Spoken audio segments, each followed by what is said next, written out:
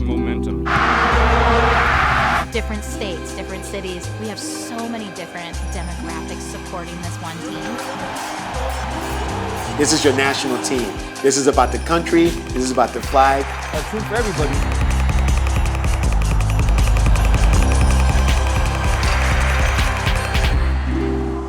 Everybody that's standing there with you, you don't think about where they're from, their religion, their politics. You guys are just there for 90 plus minutes to support the team.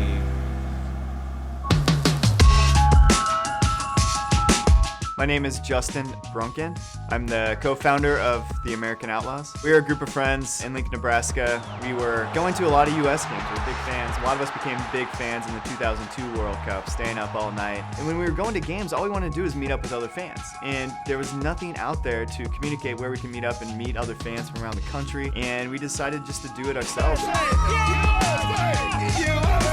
Started a website, got some flyers, and started being very consistent. So we just told ourselves, let's just be at every single game and give anyone that wants to come and meet other fans from around the country an opportunity to meet and know where to meet. And we just always had this idea, if we brought a bunch of diverse fans together, that good things will happen, and just kind of blew up from there. We have 200 plus chapters around the world. We have 198 right now in the US. We have one in Mexico City, one in London.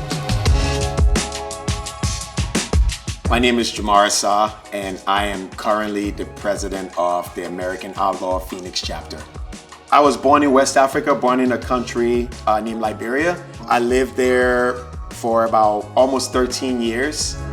One of the main reasons why I moved here was because there was a civil war back home from 89 to about 96. My parents decided that it would be best for me to move here.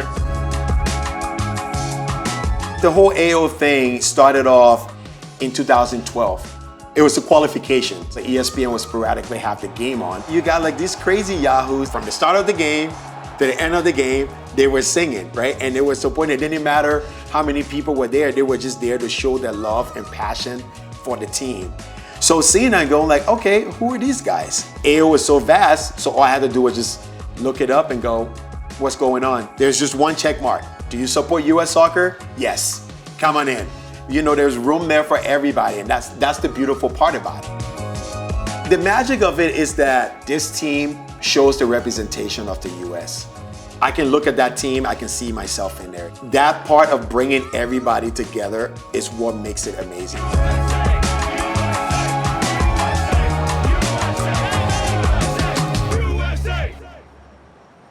Growing up in Sioux Falls, being a soccer fan, there really wasn't a ton of us. You know, you kind of heard rumblings of American Outlaws, so you get online, you search it, and I was like, well, this is kind of neat. You know, it's just kind of a program. They'll send you a shirt.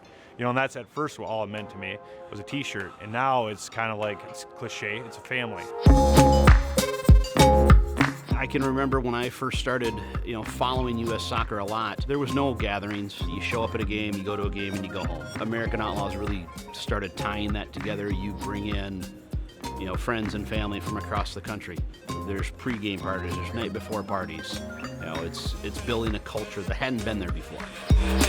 In those early years, we'd have a one TV in the corner, no sound, and now to have a home for the last, you know, long while, 8-10 years now, where there's signage, it feels like a home of soccer. It just creates this community around the team. You want to represent your community, you want to be wearing the jerseys, and you want to be wearing the scarves and things like that, and you kind of get this pride in it. And then when you are traveling, you want to go to find the other AO bars and talk about your chapter.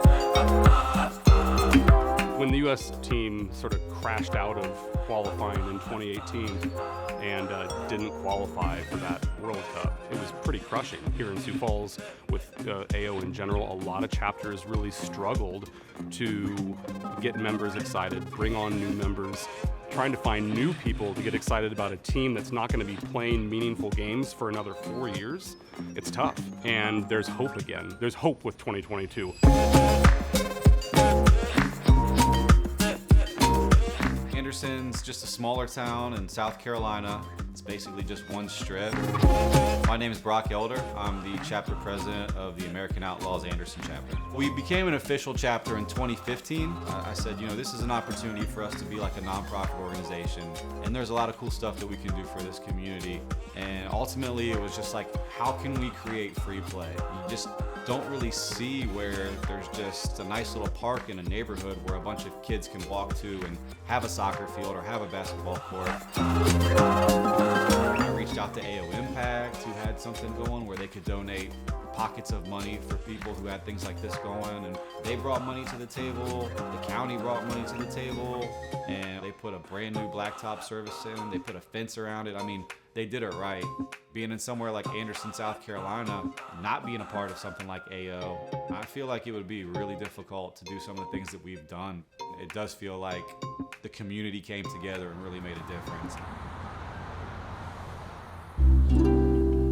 It means something. To be born here, being from Miami, you feel like you have to represent.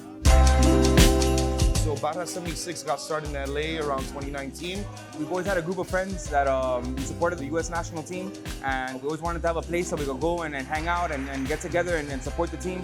I heard some rumors about some guys in LA, and they had like a similar vision. And after talking, I was like, hey, these guys they're doing the same thing that we're doing. So we hopped on with the Barra 76 movement, and that's what we started running with. The U.S. came down here to play a friendly against El Salvador, and that gave us the opportunity to get set up as the first chapter of Barra 76. Usually when you ask someone from Miami, where are you from? They usually tell you where their parents are from. I'm Colombian, or I'm Peruvian, I'm from Chile. So what we've been trying to create here in Barra 76 is we want people to still be proud of where they're from. We don't want to take that away from you. We want to honor that. The reason that you're a fan of football is because of what you learned in your home country. And we're bringing it here in the United States and showing people that you can still do that here for your national team. And we have a saying amongst ourselves and other chapters, we're like, el equipo de todos, a team for everybody,